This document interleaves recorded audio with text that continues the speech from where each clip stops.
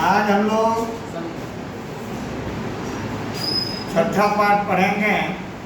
षष्ठा पाठ जिसमें दिया है संस्कृत साहित्य पर्यावरणम। इस पाठ का नाम है षष्ठा पाठ। पाठ का नाम है संस्कृत साहित्य।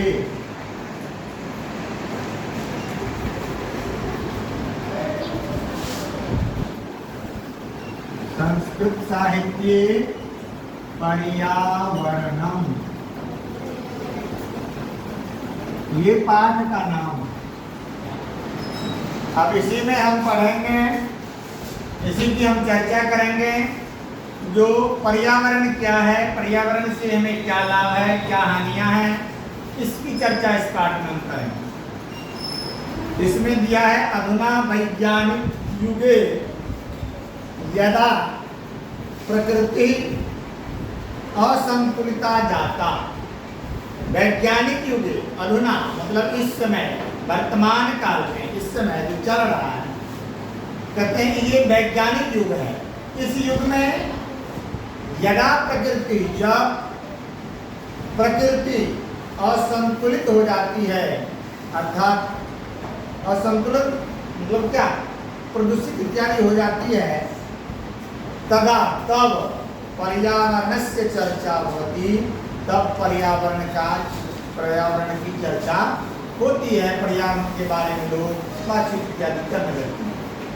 जैसे उदाहरण के तौर पे दूसरी कक्षा में मैंने बताया, मॉडल वाले में जो दिल्ली महानगर में हर वर्ष ऐसी विषाक्त हवा फैलती है हर साल, जो वहाँ जो है, वहाँ की वाहन बस इत्यादि या अपनी निजी वाहन जो है सम और विषम अंक पे चलाया जाता है। जैसे 1, 5, 3, 7 ये विषम संख्या है।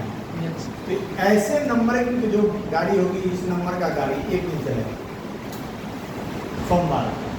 फिर अगर 2, 4, 8, 10 विषम सम संख्या वाले, वो दूसरे दिन चलेगी। मतलब ये सभी गाड़ियाँ एक दिन नहीं चलेगी। एक दिन सम वाली, एक दिन विषम वाली नंबर। उससे क्या होता था, गाड़ी कम चलती थी सड़क पे, और धीरे धीरे वहाँ का पर्यावरण दूषित जो होता था धीरे धीरे ठीक हो जाता। ये लगभग हर वर्ष होता है। तो कहते हैं इसमें जब जब ये वैज्ञानिक युग में असंतुलित हो जाती है प्रकृति, तब तब ये पर्यावरण की चर्चा होती है। कथम प्रदूषणम दूरीकरणीयम प्रकृति संतुलिता भवे। कहते किस प्रकार से प्रदूषण को दूरी करना है, करना चाहिए, प्रकृति किस प्रकार से संतुलित होगी। पशु पक्षिणा स्वस्वरूपे सृष्टा भवन्तु। पशु पक्षी भी अपने रूपों में किस प्रकार से स्थित होंगे, रहेंगे।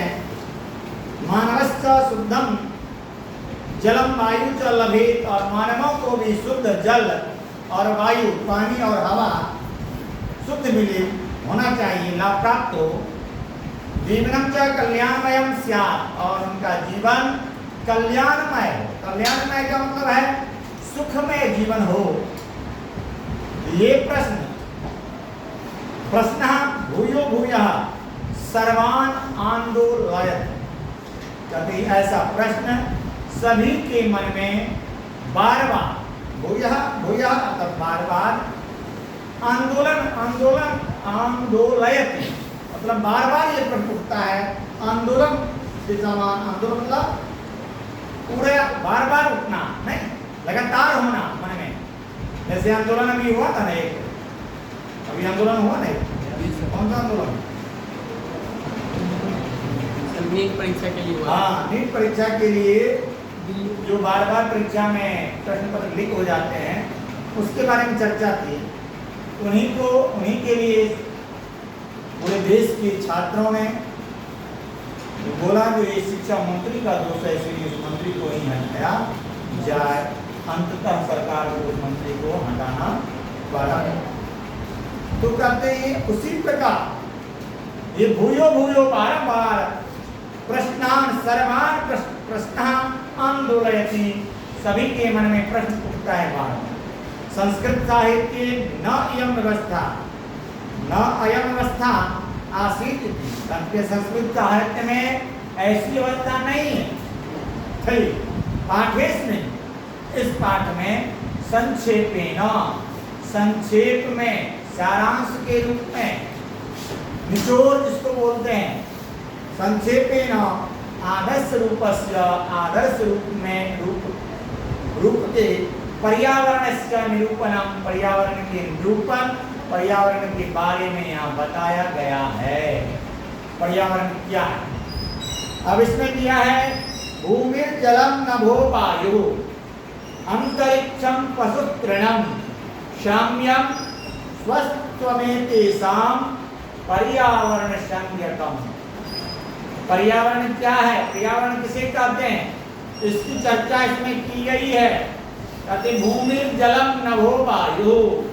भूमि मतलब मिट्टी, नहीं भूमि मतलब मिट्टी ना, कहते मिट्टी, जल, आकाश, हवा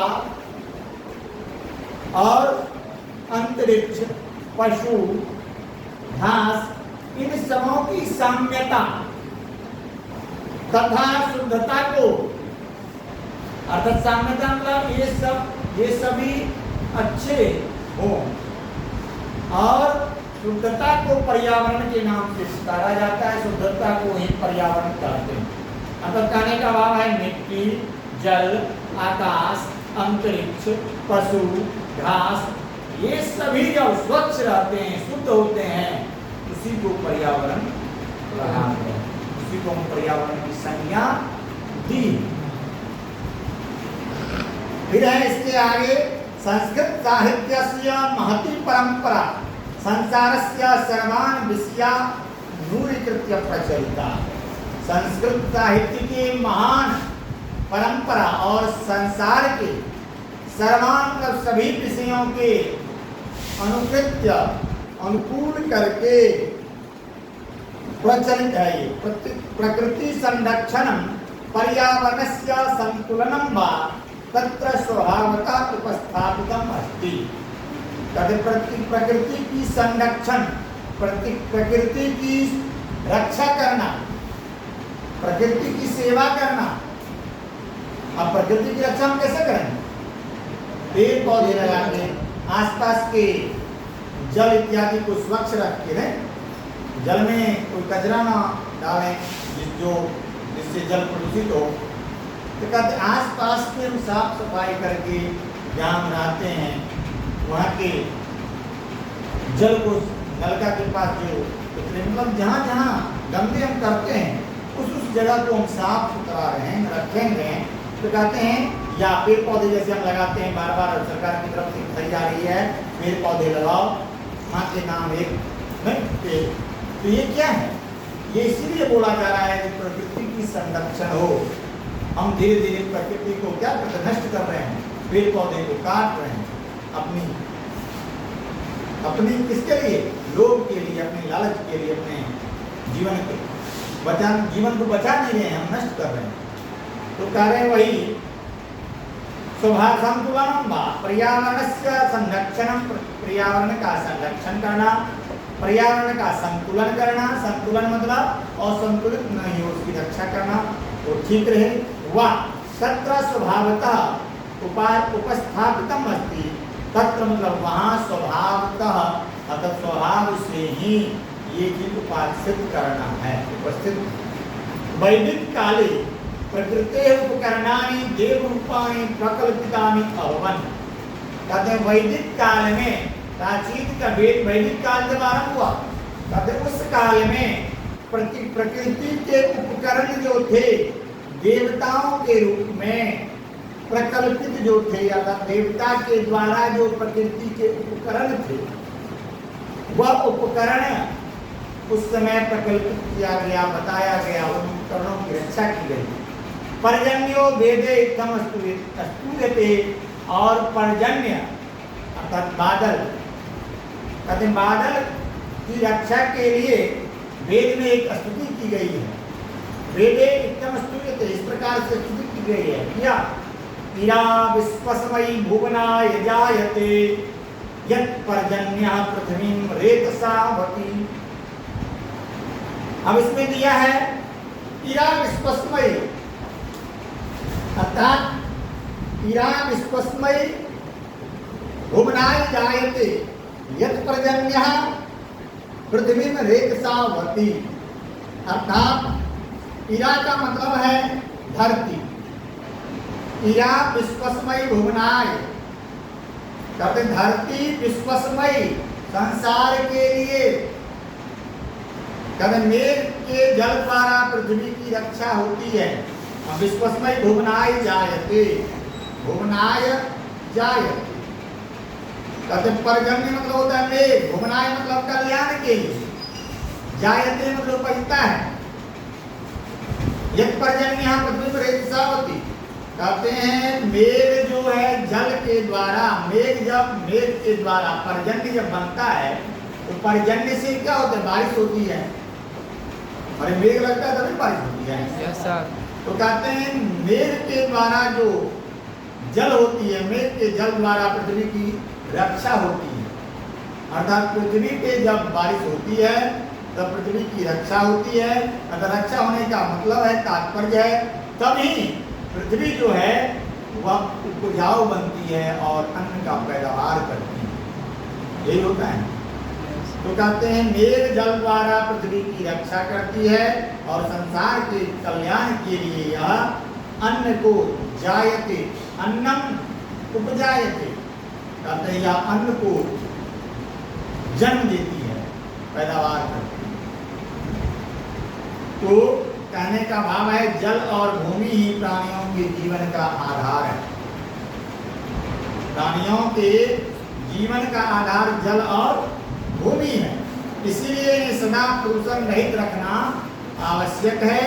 इनके प्रदूषित रहने पर प्राणी ही नहीं, पेड़ पौधे भी दूषित हो जाएंगे और जिससे यह एक शोचनीय विषय है। इस प्रकार से इसमें कहा गया। फिर है आगे, मेघः पृथ्वी जलेन रक्षति। मेघ जो है जलेन, पृथ्वी की जल के द्वारा रक्षा करती है। तदा तब सर्वेभ्य अन्नम भवति, वही इसी का व्याख्या यहाँ किया गया। जो मेघा पृथ्वी जलेन रक्षति, मेघ जो है पृथ्वी को जल के द्वारा रक्षा करता है। तदा तब सर्वेभ्य अन्नम भवति, सबों के लिए अन्न होता है। एवमेव ही वनस्पतयः, इसी प्रकार वनस्पति भी फलयुक्ता, फल से युक्त हो जाती है। अफलावा, या फल से युक्त है तो भी, या जिसमें फल नहीं है वो भी। पुष्पवंता पुष्पावा, जो पुष्प से युक्त है, फूल इसमें लगे हैं वो भी, और इसमें फूल नहीं लगे हैं वो भी। सर्वेपि ते मानवान् रक्षन्तु, अर्थात वह सभी मानवों की रक्षा करे। पापानि अर्थात मलानि दूरीकुर्वन्तु, और वह मल को, पाप को, अर्थात जो प्रदूषण को, दूरी उनको कुर्वन्तु, दूरी करो अर्थात नष्ट करो। इसमें दिया या फलिने, या फलिना, या अफला, अपुष्पा, यास्त पुष्पनी, बृहस्पति प्रसुप्तास्तानो मुंचम त्वं त्वद्वं भक्तः। अर्थात ये वही उसकी व्याख्या पहले आपने कर दिया। इसमें दिया है या फलिना, जिसमें जिस पेड़ में फल है, अफला, जो फल से युक्त नहीं है, जो बिना फल का है। फिर है यास्त अपुष्पा पुष्पनी, जो पेड़ पौधे में फूल लगे हैं या बिना फूल के जो पेड़ पौधे हैं, वे सभी इन मानवों की रक्षा करे और प्रदूषण को हटाकर क्या करे, शुद्ध वातावरण का प्रदान करे, इससे मानवों की रक्षा। अरे प्रकृति से नहीं रक्षा है। Yes sir. वही कह रहा है जो जिस पेड़ में फल लगा है या बिना फल का है, जिस पेड़ में फूल है या बिना फूल का है, वो सारे प्रकृति के जो पेड़ पौधे हैं हमारी रक्षा करें और प्रदूषित हवाओं इत्यादि को दूर करके और जो सुंदर प्रदूषण से रहित जो हवा है, जल है, उनको हमें प्रदान करें, जिससे मानवों की रक्षा हो। अत्र ओषधयो देव्यः स्तूयन्ते, कहते हैं यहाँ पर ओषधयो दवा देव्यः देवता के स्तुति कर रहा है। संस्कृत काव्येषु प्रकृति वर्णनम आवश्यकम विद्यते, कहते संस्कृत काव्यों में प्रकृति का वर्णन आवश्यक है। कथ्यते कहा गया है कि ऋतु, सागरः, नदी, सूर्योदयः, संध्या, चंद्रोदयः, सरोवरः, उद्यानं, वनम इत्यादि उपादानि अवश्यम वर्णनीयानि भवन्ति महाकाव्ये। अब कहते हैं इसमें जो संस्कृत काव्यों में प्रकृति के वर्णन के लिए आवश्यक है क्या चीज, तो ऋतु, सागर, नदी, सूर्योदय, चंद्रोदय, संध्या, सरोवर अर्थात सरोवर मतलब तालाब, उद्यान मतलब बगीचा, वन इत्यादि उपादानानि, कहते ये सारे उपादान उपकरण अर्थात इनके अलग अलग जो विभाग सारे चीज महाकाव्य में होना चाहिए। कहते हैं वर्णनीयानि, वर्णन होना चाहिए किसमें, महाकाव्य, महाकाव्य है। वाल्मीकि सरोवर श्रेष्ठाम पंपाम वर्णयति। अब जो है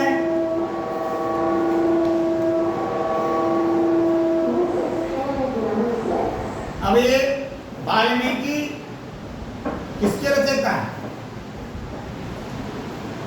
रामायण। हाँ, रामायण के रचयिता वाल्मीकि मुनि। तो कहते हैं वाल्मीकि ने अपने पंपा सरोवर का उन्होंने वर्णन किया है। वाल्मीकि पंपा सरोवर, पंपा नाम का तालाब का, पंपा नाम का एक सरोवर है, तालाब है, जिनका वर्णन उन्होंने अपने ग्रंथों में किया। तो कहते हैं पंपाम वर्णयति, पंपा की वर्णन करते हैं, पंपा सरोवर की, जो कल मैं आपका इसका वर्णन आपको बताऊंगा अगली कक्षा में। आज की कक्षा ही समाप्त।